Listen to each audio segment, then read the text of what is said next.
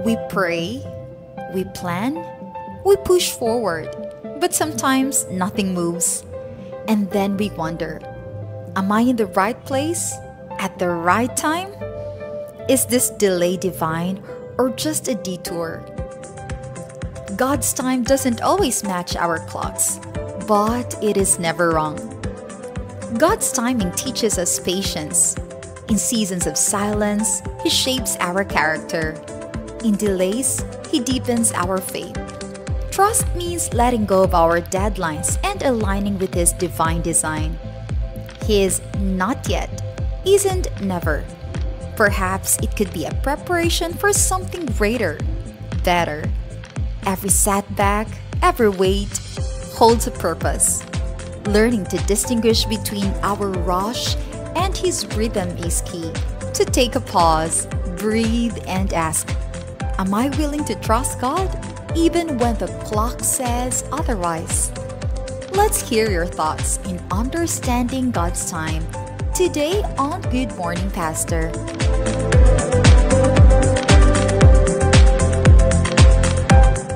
Yes, mga kapaglaom, dani ano sabta sa atong segment nga makapadasig kaninyo sa atong pagtuog pagkinabuhi sa atong labawng makagagaom. And nining kabuntagon atong makauban ang atong amahan sa Southwestern Philippine Union Conference sa Communication Department. Walailain atong Director, Pastor Roxy Joy Pido.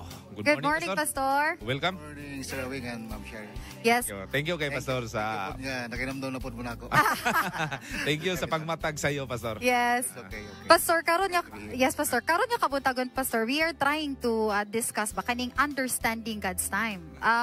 Unsaon na to pagkabalo, Pastor, no? If you are right at the right time and place, unsaon na to na pag-think, Pastor, nga it's really God's right time. Kaya murag sa ato tawhan murag lisod man siguro na i-determine, Pastor, something like that. But in your unsay biblical na explanation ani, Pastor? Right, correct. Actually, ang God's time is actually outside of our time. Lahi ang time sa Ginoo, lahi po niya atong time. But of course, when we speak mga God of time, we always refer to how we understand time ba. So muna usay mingon ta nga siguro kani nga time mo lang Ginoo diri. Or pag sa panahon nga ingani na napud ang Ginoo didto. So I believe that is a wrong kanang concept ba sa pag-determine kung asa ang Ginoo during that particular time. Because actually, like for example in the book of Hebrews 13:8, ingon mo diya nga God is the same yesterday, today, and forever. So God is He is in all time. So at all times He is there. So di ta makaingon nga kani this is the perfect time or kana dili na siya nga perfect time. So atuara na siya nga konsepto nga atong gi-develop sa atong una-una. Pero actually ang Ginoo na gid permi actually. Kaya in fact ingon buda sa Matthew, di ba, 28:20, siya, lo, I am with you always until the end of the world. So there was not or there is not a time nga wala diha ang Ginoo. Naa permi ang Ginoo. So for as long as kaning atong pagtuo na diha, that is considered to be as a perfect time. Sa alang sa Ginoo, because God is always with us. Yes. Pastor, unsa man nato pagsalig ang oras sa Ginoo nga ato ba gining lauman ang iyaha nga time nga gihatag sa toa? Of course, kaning pagsalig man go, that requires kanang giingon nila nga believing. Kasi when you say kanang salig, di ba, trust sa trust sa English. Kaning trust man go, it involves an element of risk. So it's not just you just have to cast your faith, but at the same time you also have to trust in Him, knowing whatever happens sa ako, God will always be there for me. So that's why naging siya element of risk ba dili bitaw nga manigurado lang kang imuha lang ka. Murag wala ba basig dili ni ako nang Ginoo or what. Pero basta daghan man pud nga mga examples gihatag sa ato sa Bible na nabutang sa kanang risk, no? Ang mga katawan sa Ginoo, but they never kanang wavered by their faith in God. So yeah, that's how we understand trust in that particular context. Kaning word nga role kaning patience pud, Pastor, ba unsay role ani, Pastor, in kaning bitong pag the word patience nga play in waiting for God's timing. Kung unsa pud nato pag-cultivate kani bitang ginatawag nato nga faith during kaning sa season of waiting, Pastor? That's a good question. Actually, they said nga kanang patience man God, it's not really all about kanang waiting. But it's also about how we wait. Yan nato ng patience ba? Na ba impatient kapag wait po, pastor? Correct. Kaya like, yeah, for example, probably that napoy na yan ang mga sitwasyon. Depende sa atong pag-respond sa situation. Mabitaw nga wait sa Book of Psalms nga hulaton yun natong Ginoo nga maabot sa tong kinabuhi. So that really requires sa kanang patience. So, but at the same time, it's telling us on how we wait on Him.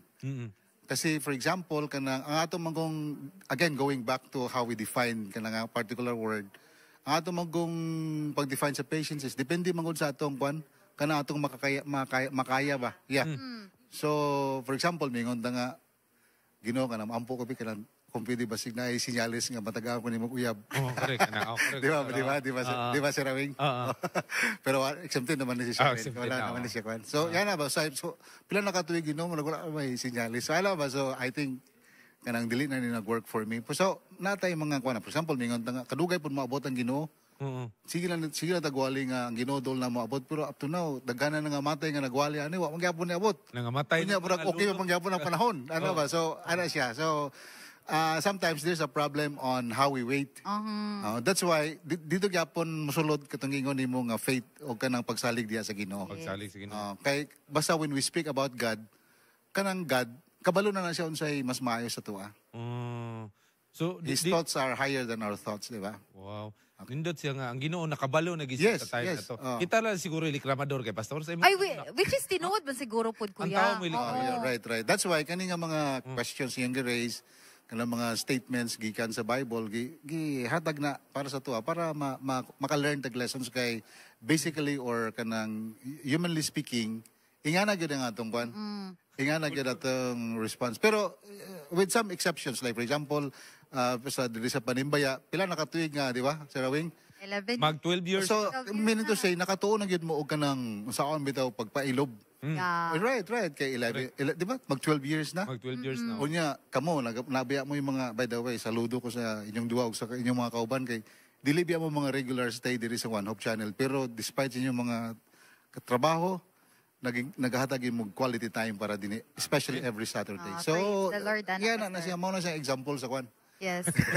Pastor, kaning ginatawag na to ba nga, unsay atong ma-learn? Kay usahay man good, in praying man good, nagit tay mga delays or mga setbacks in our lives. So, unsay atong ma-learn, ani Pastor Ed? And how we can use kaning nga mga experience nga, mo grow ta in understanding really, unsay good timing sa Ginoo, Pastor? Okay, I think first of all is, kanang i-anchor ginato atong faith diya sa Ginoo. Kay, on the other hand, wala man good, dili man ko nato na ma-apply ka ng word nga delay sa Ginoo. Because God never delays Himself. Correct. So, kita ra na butangan nga word nga delay. Because kay, ang ato magong standard sa pag-count sa time, atong impose sa time sa Ginoo. Ano ba? Correct. Di ba? Like, for example, tama, mingon ta, murag na delay naman yung pag-abot sa Ginoo. Wrong na siya. Okay. Munglat ra kita kay ang Ginoo lagi. On time ra na siya. Ana na siya. So, for example, kanang mga circumstances atong kinabuhi, murag impatient na kay murag gusto na ginato nga maangkon. Pero wala pa man gid diha. Unsa man nimo na? Murag kun si Rex, for example, di ba? Kasi yung nga paningkamot, di ba? Niabot ra gyud sa panahon nga nahatag sa Ginoo siya. Correct. Di ba? Ay na siya. Si Rex may puntag. Good morning. Mambing. Thank you kay Pastor. Doon na ba kay parting words ato karon nga. Parting words na? Sinyas na atong vlog director. Kitsa atong vlog director. Tara, Pastor, So, daghang salamat mga kaigsoon. But thank you very much. No? Una sa tanan, again and again, akong i-congratulate you. Diligin ako ni Perming malimtan. O Perming ginako ni nga butang sa akong una-una. Kaning atong mga kauban din sa PSKW. Grabe gid ang ilang mga paningkamot din ilang commitment, mga kaigsunan. Mao ni silang ihemplo sa among giisgutan ron. So atong daigon ang Ginoo sa ilang talents ug sa ilang commitment. Ug sa ilang, of course, ilang presence din especially matag Sabado. Yes, thank you kay Pastor.